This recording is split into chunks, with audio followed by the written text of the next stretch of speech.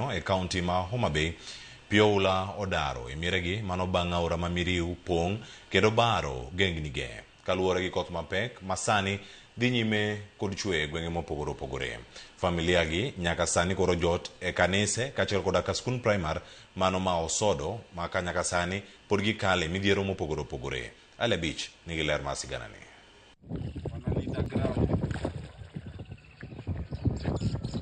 Gwenge ang'wen mayudore sub location ma Kobale Kachuru bura ma Karachuonyo sani Pioula opong'o kendo ute mag dak pioluoro moketo diere bang' ka aora Miriu ne opong'o mobaro gengnige kaluwore kod koth mosebedo kadhi nyime gi chwe gwenge mopogore e pacho ka.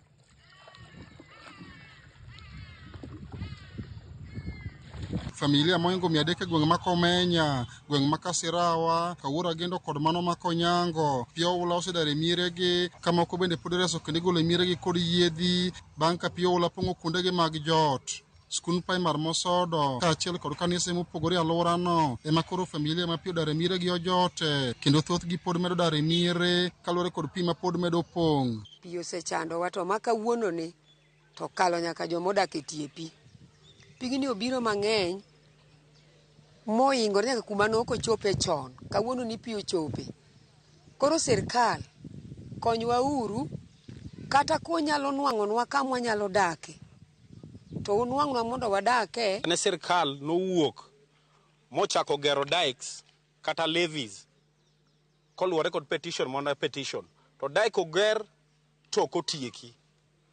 Koro kokotieke pi maneno nego bede ni ne ringo kochacha koro te odugo koni kendo masira ni medore mana kaka seche dhi. Giywago midhiero mopogore masani koro gikale ndalo ariyo nyaka ne gidare mieregi kendo kata mwandugi mag udi jamni kaachiel kod gwen bende Pioula ne oywero ka puothegi mane gipuro bende sani koro lokore nam kendo kata mine mapek bende kale ngima matek nyaka ni Pioula dargi. Chiachwa kata kuma chiachwa kwae bende onge.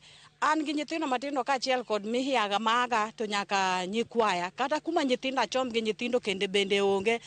Joma mine mapek kaachiel gi nyithindo matindo waneno ka nie yo hali marach nikech kar dak onge, ok wanyal riwore kodgi kaachiel gi nyithindo matindo madhoth. Koro akwayo sirkal ni koyie to konynwa. Koro kaka chal niendi ere kaka gibedo tachiegni konyora bende pi odonje ot kama wadage onge wane kanisa. Lukuoth ma Kobala sub location Jojo Buru kod Esbon Bele mochune midhiero mabiro apoya Kobala wacho ni kwand familia go eko dhi medore ka giywak ni ohinga mane ogere genge aora Miriu to kotieki ema sani koro jimbo ula alworano. Nitie wall manoger ma gi sirkal mamalo buffer wall manoger Kobuya location gi Kobala.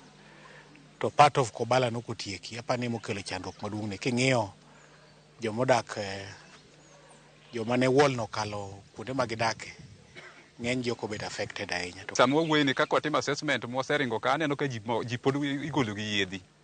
Kanyo wachako nywan gi dhano 200.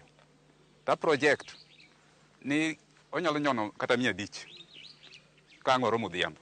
Kweth mawuok e bad migawo mar Kenya Red Cross, sirikand kaunti ma Homa Bay kod ofis jaod bura ma Karachuonyo mane otimo limbe gwenge ma kono mar nono midhiero ma koro ula okelo ne jopiny ne okoni sani koro gitiyo kanyakla mar manyo yore kod riekni mopogore minyalo konygo familia go eko. Aora Miriu no muoch chakre nyoro kendo kawuono gokinyi omiyo families moingo 300 osebedo displaced kendo dak kuonde mopogore opogore kendo gidwaro hocho kaluwore gi midhiero mag sekaleno. Abiro kaendi gi duond Mheshimiwa Andrew Adipo Kuome mondo kaka team mar Red Cross kaka team mar county gi other partners wakonyre kanyakla mondo miwang'e anena to jodalawa ma wang' chieng' ward Mwaso Osodo nyalo yudo konyruok e yo mane. Wan kaka county government migawo mar health wakelo negi weche yore kaka ginyalo geng'o tuoche kik wuogi kik muoji kaka yore luoko lwedo. Wakelo negi aquatabs kaka ginyalo thiedho pi kaka ginyalo rito alwora mar camp ka. Koth ma osebedo kadhi nyime kod chwe gwenge mopogore pacho kaendi osekelo midhiero ne jopiny moingo 300 e gwenge ma Kobala kaendi masani koro dare miregi kendo dhi kuonde mopogore ma ginyalo yudo resruok. Nyaka sani endi thoth familia endi tiyo kod yien endi ka giwuok e miregi kaluwore kod pek mosekel kod oula kaluwore koth madhi nyime kod chwe pacho ka. Kwayo mar ma sirkal konygi kaluwore kod midhiero ma gisebedo ka gineno e alworani. Ali Beach, Ramogi TV, Homa Bay. nyakoro mo jwang'ero kamana ahinya mano sigana mayudo kawuok kuom Ali Abich en thuolo mwadarangane sigana matimre kar jot ma jatend piny Kenya. Jatend